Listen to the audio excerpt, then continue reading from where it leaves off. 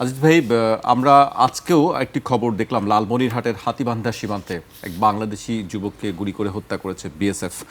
প্রথমে অস্বীকার করলেও পরে সেটি নিয়ে আলোচনা হচ্ছে। কমান্ডার পর্যায়ে বৈঠকের আহ্বান করা হয়েছে দু দেশের মধ্যে।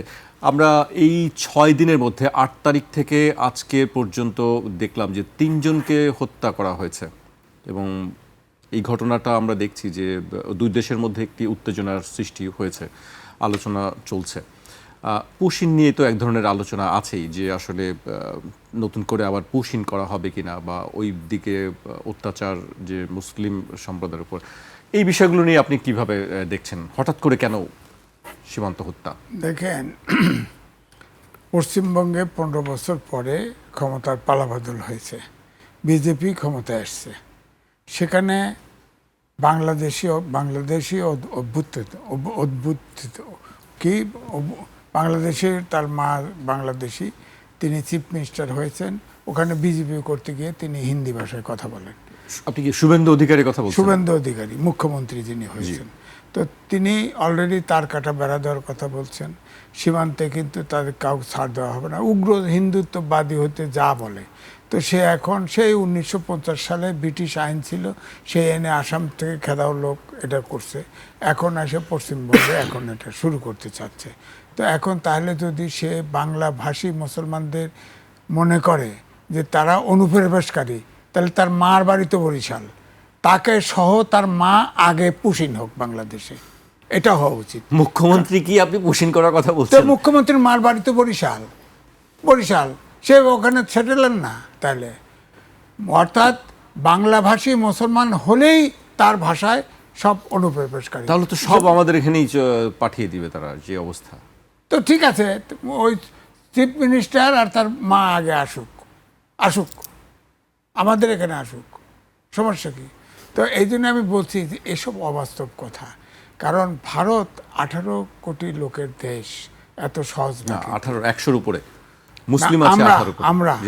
আমরা এটাকে অত ছোট, অত বিকলাঙ্গ দেশ ভাবা উচিত নয়। আপনি দেখেন, মালদ্বীপ থেকে ভারতকে হাত গোটাতে হয়েছে। বিশ্বায়নের যুগে কোনো দেশ ছোট না, কিন্তু আমরা তো 18 কোটি দেশের জনগণ এই দেশে আছে, এত ছোট আমরা না। মুক্তিযুদ্ধ করে রক্ত দিয়ে দেশ স্বাধীন করেছি, হ্যাঁ, তারাও সহযোগিতা করেছে মানলাম, কিন্তু হিন্দুত্ববাদীদের সহযোগিতা তো নেয়নি। আমরা তো সেকুলার দলের, ইন্দিরা গান্ধীর সময়ের আমরা হেল্প নিয়েছি।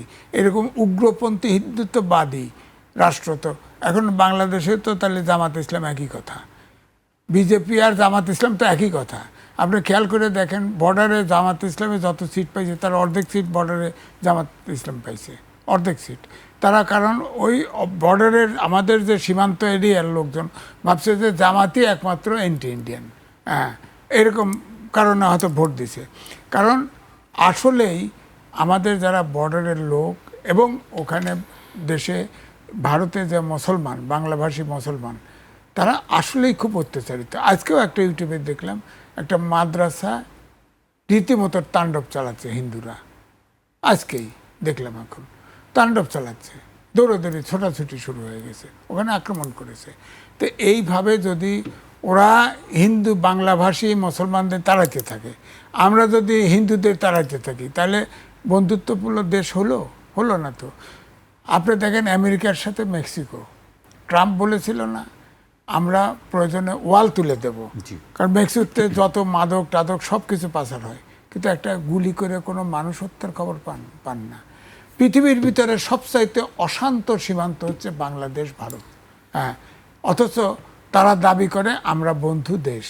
হ্যাঁ, আমরা বন্ধু দেশ, তারা বড় দেশ, আমাদের 3 ভাগ ঘিরে আছে। কিন্তু আমাদের বাংলাদেশও ভূখণ্ডে ভূ রাজনীতির ক্ষেত্রে আমরা কিন্তু সাংঘাতিক গুরুত্বপূর্ণ দেশ। এখন অন্তর্বর্তীকালীন সরকার বলেছে এটাকে উস্কানিমূলক বলা হয়, কিন্তু এটা ঠিক। আমরা যদি একটু ছাড় দেই, তাহলে চীন কিন্তু ঠিক টুক করে চিকেন নেক কেটে দিবে, সাথে সাথে 7 সিস্টার কিন্তু আলাদা হয়ে যাবে। ভারতের এই হলো আশঙ্কা এখন। এই জন্যে এই যে এখন যে প্রধান নতুন চিফ মিনিস্টার পশ্চিমবঙ্গে হলো, যেসব তাফালিংগুলো দেখাচ্ছে, এগুলো মূলত শেখ হাসিনা প্রায় 20টা চুক্তি এবং সমঝোতা স্মারক স্বাক্ষর করে গেছে। এইগুলা আমার মনে হয় যাতে কার্যকরী হয় এর জন্য একটা চাপ তৈরি করতেছে। আমার কথা হচ্ছে যে তারা যদি মনেই করে যে বাংলাভাষী মুসলমান হলেই বাংলাদেশি, তাহলে তার মা এবং সে নিজে চলে আসুক, আগে আগে পুষহীন হয়ে লেখ, আমরা বাড়ির থাকার জায়গা দেবো, সমস্যা নেই। সে বাংলাদেশের লোক, তার মা বাংলাদেশের লোক, বরিশাল বাড়ি, বরিশালেই পাঠায় দেবো, সমস্যা নেই। জি।